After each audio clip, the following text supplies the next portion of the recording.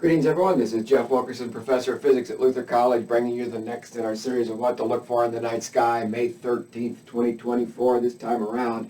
Last week, I'm sure you all remember that last week we were looking at Mars and Saturn in the morning sky, and we said, so, I don't know when this is exactly for you, 4:30, 5 o'clock. It's starting to get a little bit light after that for me, but somewhere in that range is probably a good time to go out and look at this. Saturn rises a little bit earlier than Mars, so Saturn you could be observing a little bit. You look to the east where the sun's going to come up, and you'll see Saturn will be, there's not a lot of super bright stars in that region of the sky, so Saturn's going to be the creamy yellow object that's brighter than most everything else around it, and Mars will be the red object that follows it up a little while later. I haven't been paying attention.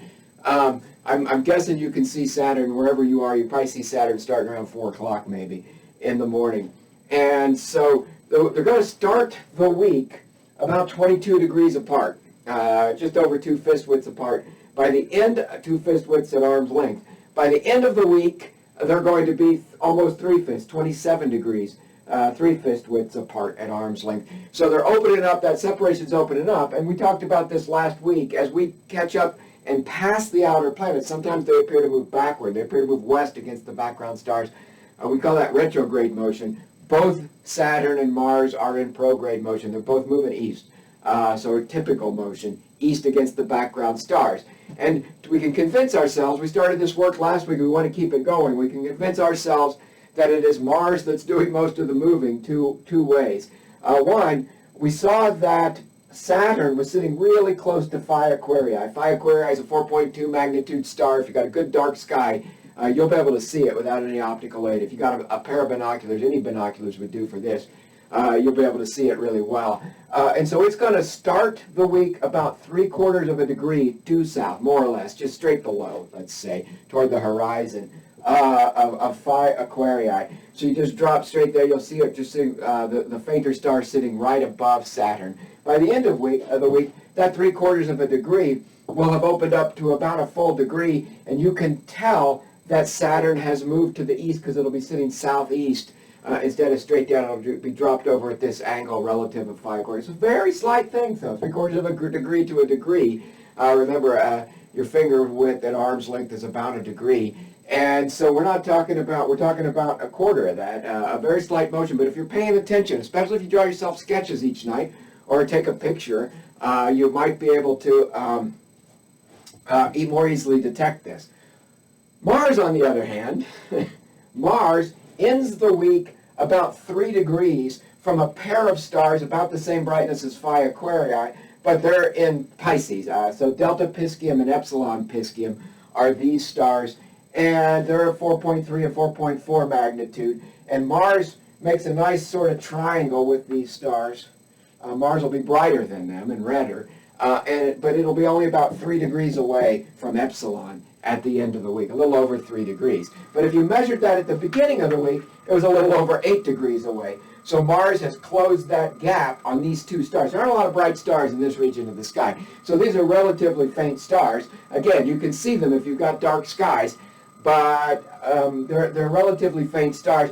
But they're the first stars you come to as you move in that direction from Mars. So as you're moving off to the east from Mars, the first stars you're going to run into are Delta and Epsilon Piscium out there. And you can start the week, the morning of, say, the 13th, you can start the week and notice that about 8 degrees separates Mars. Mars is out there. It's not, you can see Mars is relatively close, but it will have cut that gap by more than a factor of 2 by the end of the week. And so this is this is how you get the sense that Mars is the one that's doing most of the movement here, and not Saturn. Now, while you're out there, the thing to do, so this is all great stuff. Especially if you get up a little bit earlier, if you're out there before Mars has risen, you can see Saturn maybe, or Mars has just risen. Straight up from Mars is the Great Square of Pegasus. So you see the Great Square of Pegasus hanging in the sky above there, and the Square of Pegasus is further north than Mars, and so Mars, Pisces, there you go. Mars is scooting into Pisces, headed toward Delta and Epsilon Pisces, And Pisces sits just below the great square of Pegasus, like this, right? And so I drew that poorly, because that should go on that side, of course, is what we're talking about. But you get the idea that Pisces is this faint grouping of stars below the great square of Pegasus. So if you're in the northern hemisphere like I am, the great square of Pegasus sits higher in the sky, so it rises earlier, a lot earlier. In fact, it's close to circumpolar for some of us. And off the upper left edge of the great square of Pegasus is this V of stars, this cornucopia shape of stars that's Andromeda, that we love to see. And if you walk out one rung of the ladder, 2 rungs of the ladder, you go from the lower star to the upper star, and then that same distance again on up there. There's the Andromeda Galaxy, the biggest, brightest, full-size galaxy, neighbor galaxy that we have. You can see that without optical aid. So as long as the sun hasn't started to come up and wash out this region of the sky, that's going to appear as an elongated blob. It looks phosphorescent to me. It has a sort of, the greenish glow of phosphorescence to me sometimes when I see it. But it looks like it's about the size of the full moon. You see it big on the sky as a slash of light. It looks to me like somebody made a thumbprint or took a paintbrush and made a swath of glowing light right there. And it's beautiful. And the reason we bring this up now, because it's beautiful, and you really should enjoy seeing it if you have a chance to see it. But for me, and those of you who've been watching these things for a long time, and as we talked about again last week, that's all of you, or all of you wish you had, or whatever. You know that for me, this is the most iconic marker of fall. To say the great square of Pegasus and Andromeda rising into the evening sky tells me we're transitioning now.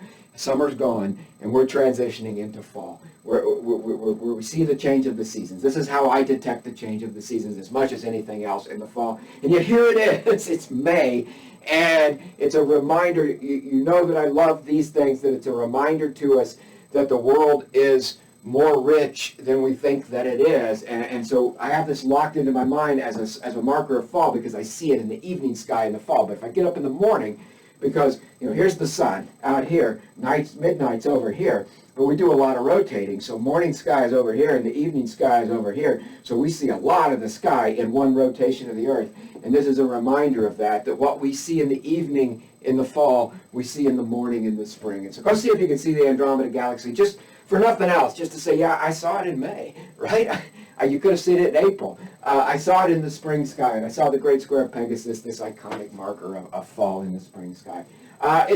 The moon starts the week about 35-40% full. By the 15th, the evening of the 15th, we're talking about, these were mornings we're talking about over here before sunrise. We're talking about the evening of the 15th now. The moon is about 55 to 60% full and sits right near the bright star Regulus in Leo. So it'll make a pretty pairing. Be sure to get out and check it out. By the 19th, we see that the moon's really filling out. It's 85 to 95% full, washing out the sky, making it hard to see things like the Andromeda Galaxy by late in the week. So the earlier in the week you do that, the better. And it'll be sitting right next to the bright star Spica. Now the bright star Spica is in the constellation Virgo. It's the brightest star in Virgo, and it's at the base of this Y that looks like a martini glass as you move up this direction. And as you go up to the Y, a nice bright cup shape like that. So we follow the handle of the Big Dipper to Arcturus, then we spin on down to Spica to find this region. Leo sits above here. But you go up from Spica, you get this sort of Y shape. That's Zavijava right there. And Zavijava, we bring that up. It's the second star. So you go up, this is the base of the martini glass. There's the bottom of the cup of the martini glass. You go to the right, you go to the west, you go 2 stars up, you get to Zavijava. On the 17th, the moon will occult Zavijava. Zavijava is a nice bright 3.5 magnitude star, 3.6 magnitude star. And so it's a nice bright star you have a chance to see. And the moon depends on where you are, but sometime, say around 12:30, my time maybe, the moon is going to occult. If you're, depends what time zone you're on. I'm in the central time zone in the United States. And so the moon is going to pass right over Zavijava, and you'll watch it disappear, and about an hour later you'll watch it appear on the other side. So this is a great chance sometime on the 17th. This is a morning, on the 17th, into the 18th, you can watch Zavijava blink out, get blinked out by the moon as it passes by there.